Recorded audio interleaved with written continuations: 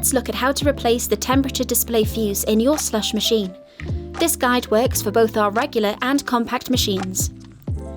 Before we start, this process should be carried out by qualified personnel only.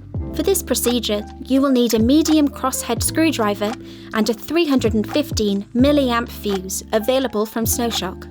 First, make sure that the machine is turned off and unplugged from the socket. Next, remove the side panels with a crosshead screwdriver and place to one side. Now, unscrew and remove the front panel. Locate the display fuse located inside the side panels section. Carefully remove the old fuse and replace it with a new one, ensuring it clicks into place.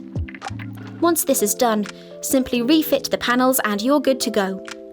Thanks for watching.